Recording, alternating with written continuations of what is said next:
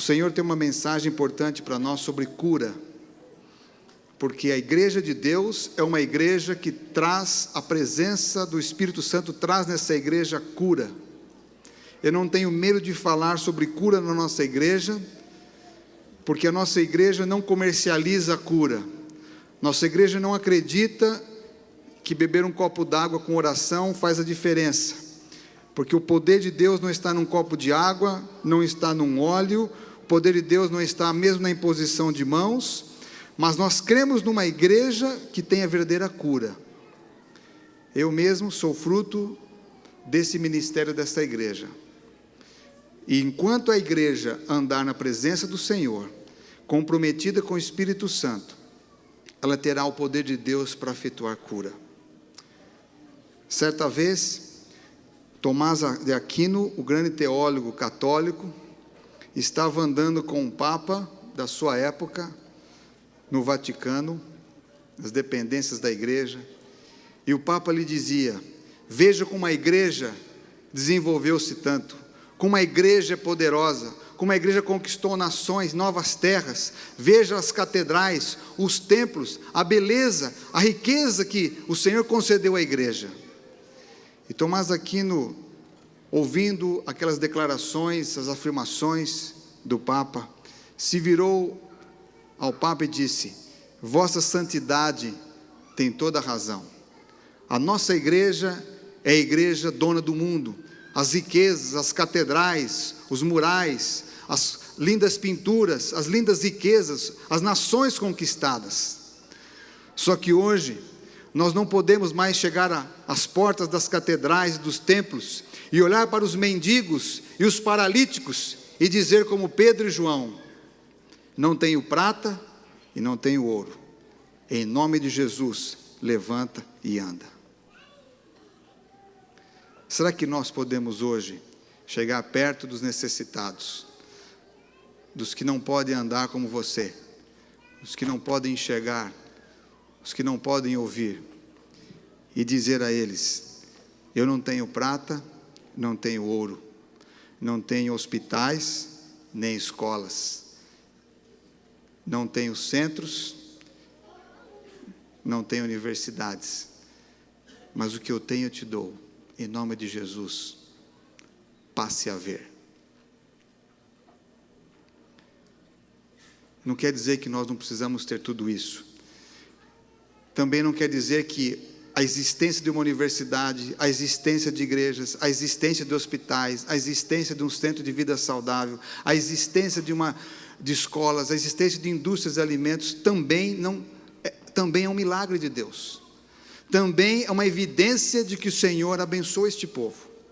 Mas Deus está desafiando essa geração a começar a perceber o derramamento da chuva serôdia, como nós chamamos na igreja adventista, uma porção plena da presença do Senhor em nossas vidas, para terminar esta mensagem de Deus a todos os lugares, a começar do nosso lar, pedir que o Senhor use a nossa vida para trazer cura na nossa casa, e por onde o Senhor colocar a gente.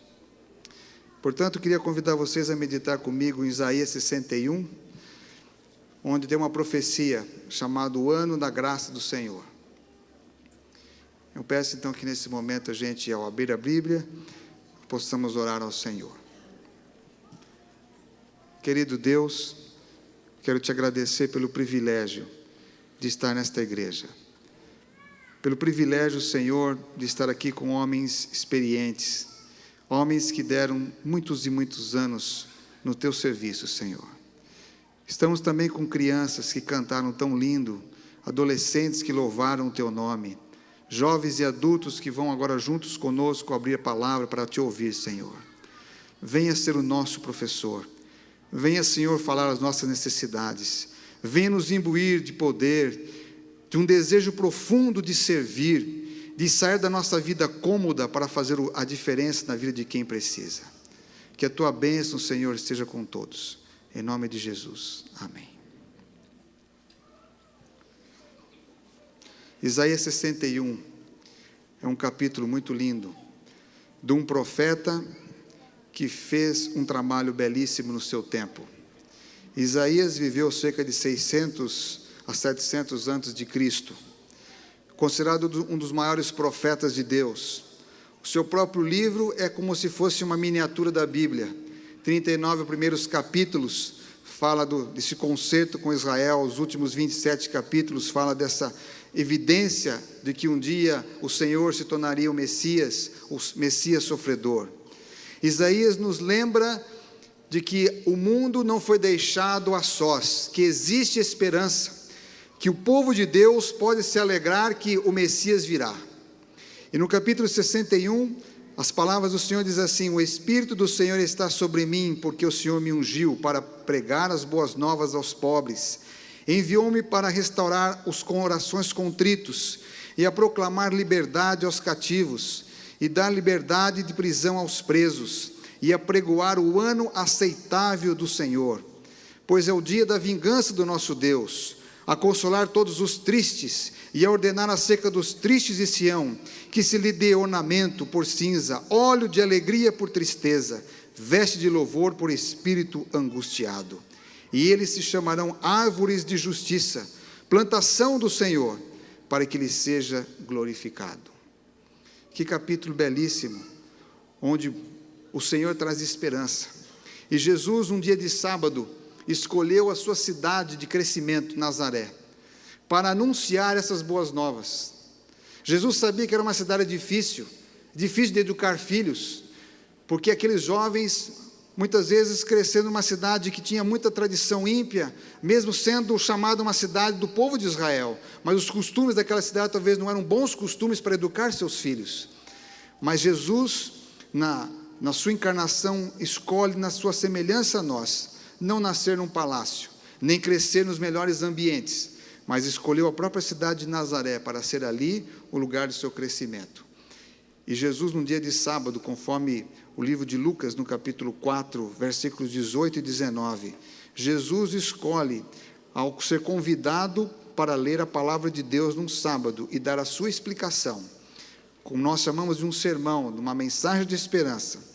Jesus abre a Bíblia, ou a palavra, as Escrituras, no livro de Isaías, e lê essas palavras, conforme Lucas capítulo 4, dizendo: hoje se achou lugar, achando lugar, diz assim: o Espírito do Senhor está sobre mim, pelo que me ungiu para evangelizar os pobres, enviou-me para pregoar liberdade aos cativos e dar vista aos cegos, e pôr em liberdade os oprimidos, e anunciar o ano aceitável do Senhor. Fechando o livro, devolveu o assistente e assentou-se. Os olhos de todas as pessoas daquela sinagoga olharam para ele, e ele começou a dizer: hoje se cumpriu esta escritura em vossos ouvidos. Amém. Todos estavam maravilhados com Jesus. Talvez eu não encontrei uma descrição tão bela como essa do pastor Amin Rodor. Eu não sei se ele está aqui agora à noite, mas se ele não está, eu vou ler, porque eu gostei muito disso.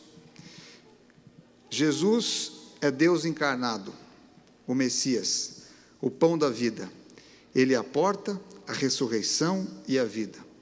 O Cordeiro de Deus, a pedra de esquina, o Rei dos Reis, o Amém, o Alfa e o Ômega. O lírio dos vales, o revelador de toda armadilha, aquele que repreende todo o mal, o médico dos médicos, o remédio da alma, o bálsamo da cura, a pérola de grande preço. Todos os ilustres deste mundo vêm e vão, mas o nome de Jesus sempre é atual. O calendário da humanidade foi formado após a sua manifestação encarnada. O calendário do universo foi por ele criado antes da existência do tempo. Quem diz os homens que eu sou? Nasceu numa manjedoura emprestada, precisou de um barco emprestado, não tinha onde reclinar a cabeça, e até a sua sepultura foi emprestada. Ficou na cruz que não era dele, enfrentou o escárnio, a injustiça e a dor, mas não retrocedeu o seu amor. Quando ele nasceu, houve luz à meia-noite. Quando ele morreu, houve trevas ao meio-dia. Quando estava morrendo, fez o maior milagre, moveu toda a natureza com as trevas, terremotos, relâmpagos, ressurreição dos mortos. Ele tocou o coração da humanidade com sua declaração de perdão aos opressores e esperança ao bandido. Em sua agonia, permitiu o Pai responder em silêncio. Concluiu a semana da salvação com o descanso do sábado, mas a esperança raiaria no primeiro dia.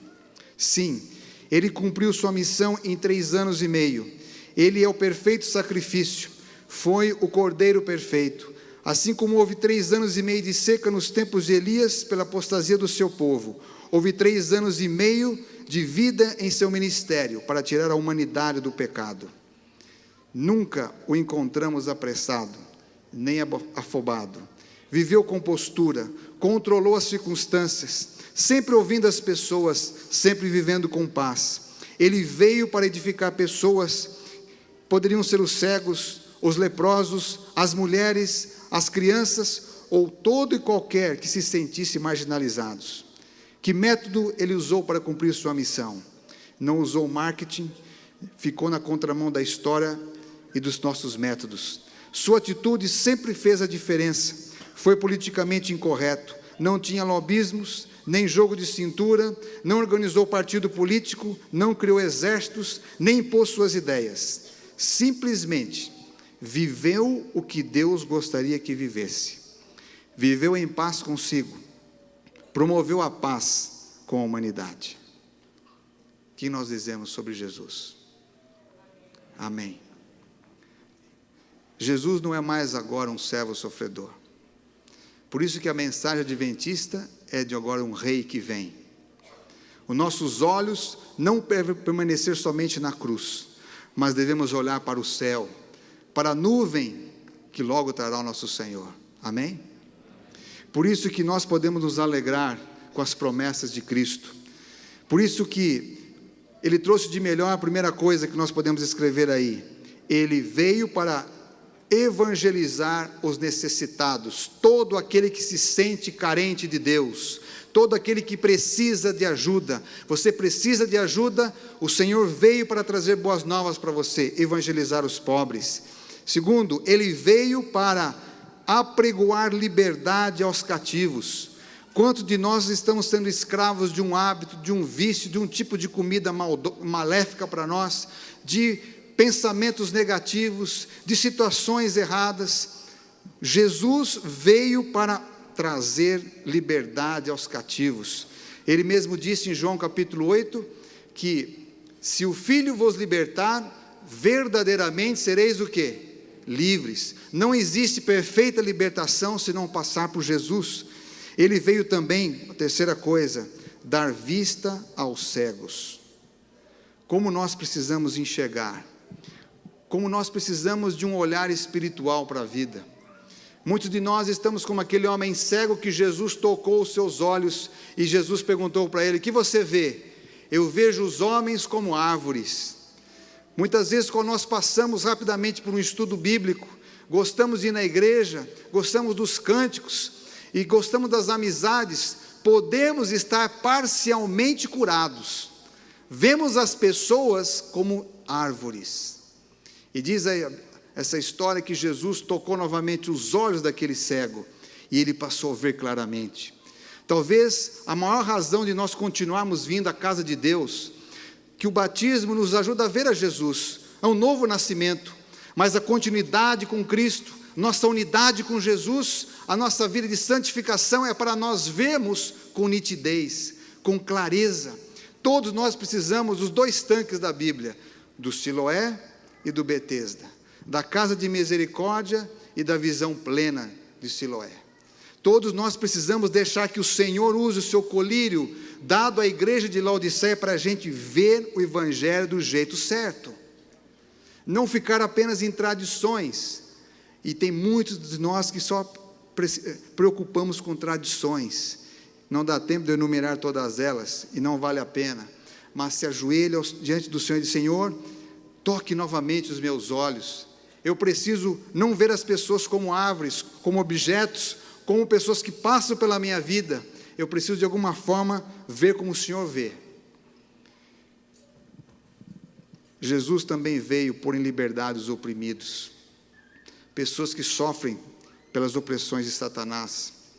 E Jesus veio, número 5, anunciar o ano aceitável do Senhor. No seu tempo, era a salvação que chegava ao mundo. E nosso tempo é a volta do Senhor que está por acontecer na iminência. Nós vivemos nesta terra na espera de um Deus, de Jesus, um Rei que vem. Todos os dias nós devemos nos levantar na iminência da volta de Cristo, trabalhar como se fosse hoje o nosso último dia, a nossa última oportunidade. Devemos estar na melhor maneira possível, buscando orientação do Espírito Santo para viver a realidade que Deus tem para nós, o ano aceitável do Senhor. Eu gosto muito de Jesus, Ele é meu Senhor. Jesus tem um contato comigo desde tenra idade. Quando numa noite, a minha mãe disse que minha avó, que gostava de fazer a comida em casa, fez uma sopa, colocou alguns pedaços de carne, colocou pimenta do reino, era o entendimento que ela tinha para uma sopa forte, sustentável, para uma criança que estava muito faminta. Disse que eu comi aquela sopa com muita alegria, talvez repetiu, por isso que eu gosto muito de sopa até hoje. E eu quero agradecer o povo do Servisa, que faz umas comidas abençoadas, sopas maravilhosas. Naquela noite, não foi uma noite qualquer, porque de alguma maneira, essa criança começou a ter disenteria, e depois desenvolveu outros problemas, de tal maneira que minha mãe, no seu desespero, levou para o hospital, e ali fiquei muitos dias, chegando a estar em um estado de vegetação, por muito tempo. E a igreja de São Carlos fez algo incomum. Num sábado pela manhã, toda a igreja dedicou-se muito tempo em oração intercessória. E Deus começou a agir de uma maneira impressionante, quando a mulher do pastor da época, Olga Varga, reunindo com minha mãe e alguns parentes, disse assim: irmã Edna, entregue o seu filho a Deus, dedique essa criança ao Senhor, porque se o Senhor tiver misericórdia e achar oportuno, Ele vai fazer do seu filho um servo dele. E minha mãe, na sua simplicidade, com meu pai, pessoas que nem mesmo conseguiram terminar os 3 anos, o meu pai foi alfabetizado quando já bem adulto, minha mãe conseguiu fazer até a 3ª série, pessoas muito simples, mas na sua fé genuína, entregaram a minha vida nas mãos de Deus. Na segunda-feira, o pastor José Vargas, que tinha um distrito muito grande na época, chegou à Santa Casa de Misericórdia, pediu para entrar e, ao chegar junto à minha cama, ele orou a Deus. Ele pegou o azeite, conforme a Bíblia nos ensina, e ao derramar sobre a minha cabeça, ele orou a Deus e disse: Senhor, se o Senhor tem um plano na vida deste menino, o Senhor possa levantá-lo, e que um dia ele possa ser um ministro, um pastor, e continuar a obra que eu estou fazendo. Diz que naquela madrugada, eu abri os meus olhos, e tentava chorar pela minha mãe. Tempos depois, fui para casa, e eu cresci, ouvindo algumas vezes essa história, de que eu era um milagre nas mãos de Deus. No ano de 2010, Deus me inspirou a agradecer pessoas que marcaram profundamente a minha vida. E por essas coincidências e circunstâncias que Deus dirige, chegou de eu estar lá perto do nosso NASP primeiro, e eu disse assim: eu gostaria muito de visitar o pastor José Vargas, sei que ele está doente, e eu gostaria de agradecê-lo, porque ele foi usado por Deus para me abençoar com saúde, com oração, melhor dizendo. E quando eu o encontrei ali no Brooklyn, já bem idoso, enfermo, com sua esposa, começamos a conversar, começamos a trocar nossas histórias, lembrando, ele contando coisas que eu nem mesmo sabia. E a sua esposa me disse algo interessante. Ela disse assim: Edmilson, eu e o José Vargas não queríamos ir para São Carlos. Eu tinha uma enfermidade muito crônica de intestino, e nós morávamos em Santa Catarina, e com contato aqui de São Paulo, eu precisava fazer tratamentos em São Paulo. Foi quando o meu esposo conseguiu um chamado para São Paulo. E eu estava sendo tratada e melhorando pouco a pouco, mas muito difícil, quando de repente o presidente da associação da época chamou meu esposo e disse assim: você tem um chamado para ser pastor em São Carlos. E eu fiquei muito revoltado com isso, muito triste, porque eu não achava justo, agora que eu estava tendo um tratamento no Hospital das Clínicas, por que nós temos que ir para o interior de São Paulo, muito mais difícil, trem, condições de vir para cá? E ela disse que entrou na sala do presidente muito contrariada, e o presidente com firmeza disse assim: um dia a senhora vai entrar por essas portas e vai me agradecer. E ela disse que saiu com aquilo no coração e foram para São Carlos. E naquele ano do seu ministério, convidou-se o pastor Samuel Monnier, um missionário suíço que teve um tempo aqui no Brasil. Foi fazer uma semana de oração na cidade de São Carlos. E um dos cultos da noite, ele falou sobre cura. E ele disse, se tivesse alguém na igreja que precisasse de oração, que ele estaria disposto a orar por essa pessoa. Porque o Deus eterno, que operou lá no passado, continua trabalhando e fazendo a sua obra nesse tempo. Então ela disse que procurou o pastor e disse assim: pastor, eu tenho uma doença muito difícil, eu gostaria muito que o senhor orasse por mim, que o senhor me ungisse. Então ele disse: você se prepara, que na quinta-feira à noite nós vamos orar e vamos te ungir. Quando ela recebeu no dia seguinte um telefonema, e que o médico, um especialista que vinha dos Estados Unidos para o Hospital das Clínicas, uma pessoa completamente bem preparada, entendida da sua enfermidade, queria fazer um exame para ela. E ela ficou num dilema: devo ir ao médico ou eu devo crer e Deus vai fazer a obra em mim? Ela ficou num dilema muito grande. E ela perguntou ao pastor Samuel Monnier: o que o senhor acha que eu devo fazer? Falou: irmã, isso é uma questão muito pessoal. Você deve orar a Deus e saber do Senhor o que você deve fazer. E disse que ela foi para casa naquela noite, se ajoelhou e orou a Deus.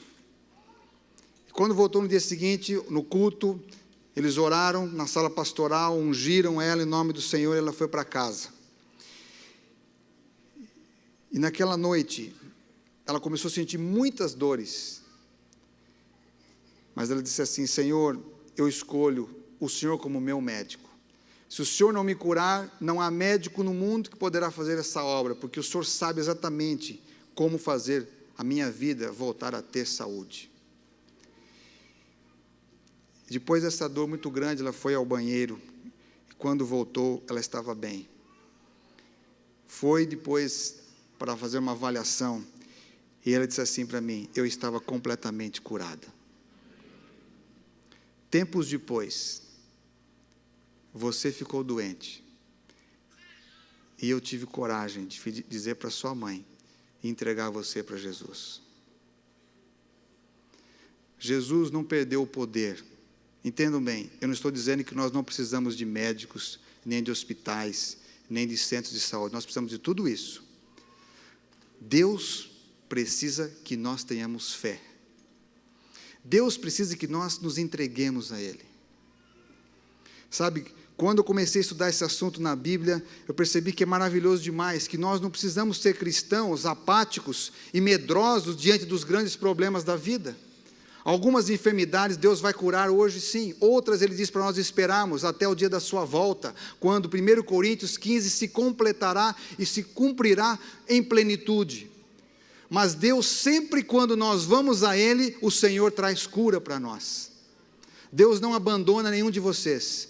Deus pode curar a gente espiritualmente, fisicamente, emocionalmente, estruturalmente. Deus pode fazer a obra que Ele achar que deve ser feita para a nossa salvação.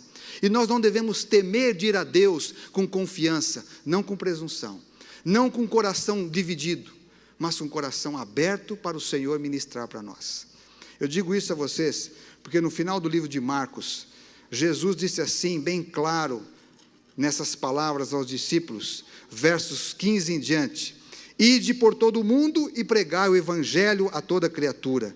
Quem crer e for batizado será salvo, mas quem não crer será condenado. E estes sinais hão de seguir os que crerem. Em meu nome expulsarão demônios, falarão novas línguas, pegarão em serpentes, e quando beberem alguma coisa mortífera, não lhes fará mal algum. E imporão as mãos sobre os enfermos e os curarão. nas circunstâncias necessárias, essas promessas podem ser cumpridas pelo poder de Jesus. Deus está preparando a nossa geração para servir a Deus. Agora, cada um de nós temos que nos preparar, temos que crer na mensagem de saúde de Cristo. Um livro belíssimo da igreja, chamado Ciência do Bom Viver, deveria ser lido, relido, vivenciado por nós. Ali tem um capítulo maravilhoso chamado A Oração pelos Doentes. Aqui nesse lugar existem muitos pastores, muitas pessoas que foram agraciadas com muitas bênçãos de Deus. Penso que um dos ministérios que deveria ser feito em conjunto com o Cevisa, com os médicos dessa cidade, é visitar os doentes desse lugar. Não importa a doença que seja, orar com essas pessoas, ungi-las com respeito, com oração. O poder não está no óleo, mas o poder está no Senhor, no símbolo que Ele deixou. Ensinar as pessoas a viver a mensagem do Evangelho. Ensinar as pessoas em pequenos grupos a ler esses livros, Ciência do Bom Viver, aprender a viver com saúde, para abençoar essa cidade, para visitar as pessoas e dizer, nós temos uma mensagem de esperança, que não custa dinheiro, que não custa trazer coisas para agradar a Deus, mas é uma dádiva que o Senhor nos deu para oferecer a vocês, porque o tempo da volta do Senhor se aproxima. Deus poderá usar essas evidências para ajudar alguém a crer no Senhor.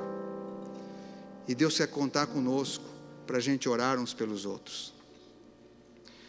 Sabe, a Bíblia diz assim lá em Tiago capítulo 5, que nós precisamos aprender a confessar nossos pecados uns aos outros. Até a sombra de Pedro podia levar uma pessoa à cura, não pela sombra em si, pelo poder que Deus usava na sua vida. E sabe por quê? Porque a igreja cristã aprendeu no primeiro amor a apoiar uns aos outros, a orar uns pelos outros, a tirar as suas diferenças, a tirar suas divisões.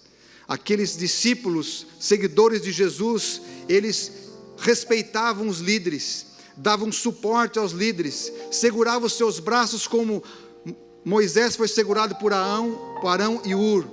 E quando a liderança e os membros da igreja são amigos, compactuam da mesma fé, têm verdadeira comunhão nos valores de Deus, o Senhor vai operar na sua igreja.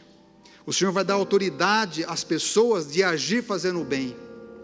Hoje temos igrejas completamente divididas, cada um quer seguir o seu jeito, o seu modo de pensar, impor o seu estilo, a sua opinião. O Espírito do Senhor considera isso totalmente estranho ao reino dos céus. Queridos, chegou um tempo que nós precisamos deixar o Senhor unir jovens e idosos para a obra do Senhor, abençoar a humanidade.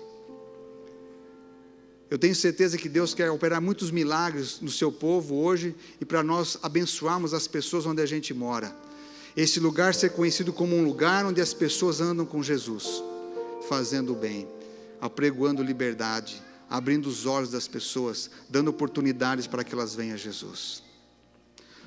O Deus que eu e você cremos é o Deus do impossível. Mas não é o Deus só do cântico, o Deus do impossível. Deus quer levantar a gente. Através desses anos, Deus tem dado o privilégio para que eu possa orar com muitos doentes e ver. Um tempo atrás, uma amiga nossa foi fazer uns exames e estava diagnosticada com câncer nos 2 seios. E ela voltou muito abatida e ainda tinha que resolver um assunto de financiamento da sua casa lá na Flórida. Ela foi a um banco e, bem abatida, começou a conversar com a moça que atendia.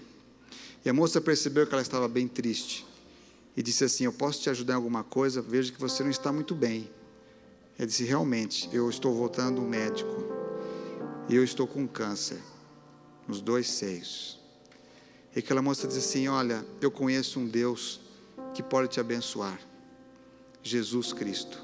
Falei: eu também sou cristã, eu sou adventista do 7º dia. Que bom. Você acredita que Jesus pode fazer algo por você agora? Acredito. Vamos ajoelhar. Se ajoelharam naquele banco. A mulher abriu a bolsa dela, pegou um frasco, um azeite, se ajoelharam. Ela orou com aquela jovem da nossa igreja e ungiu. Eu sei que não é um costume nosso, mas eu quero ilustrar para vocês o que aconteceu. Ela se levantou daquela oração muito abençoada. Tempos depois voltou no médico para ver como é que estava a situação, se ia fazer tratamento ou não. E para sua surpresa, ela não tinha mais câncer. Isso já fazem mais ou menos uns 8 anos. Hoje eles vivem em Florianópolis, ensinando a mensagem de saúde para as pessoas. De um Deus que lá num banco, não era igreja, não sabemos nem o nome da moça que lhe atendeu, mas uma moça que, mesmo não tendo a luz do evangelho que nós temos, se apegou na pequena luz que tinha de um Cristo que não é apenas das páginas da Bíblia, mas que deve viver em nós, que deve agir através de nós, que deve nos ajudar a fazer o bem com ousadia no nome do Senhor. E deu o que ela tinha de melhor: orar com alguém que está em necessidade. Sabe, talvez você não tenha dinheiro para dar para um mendigo que você encontrar na rua, alguém que está precisando, mas dê pelo menos a sua oração, se ajunte, faça alguma coisa em nome do Senhor. Não deixe de andar com Deus, porque andando com Deus nós podemos estender a vida dos outros, abençoar a vida dos outros. Nesta noite eu gostaria de conduzir vocês a cantar comigo e afirmar que o nosso Deus, por ser o Deus do impossível, Ele pode abrir o mar da sua vida, pode abrir um coração fechado, pode curar uma vida que não produz frutos há muito tempo. Quem sabe você não ora mais, você está na igreja há muitos anos, mas nunca viu nada acontecer através de você. Deus gostaria que nessa semana você se pusesse nas mãos dEle, para ser um instrumento de bênção aos outros.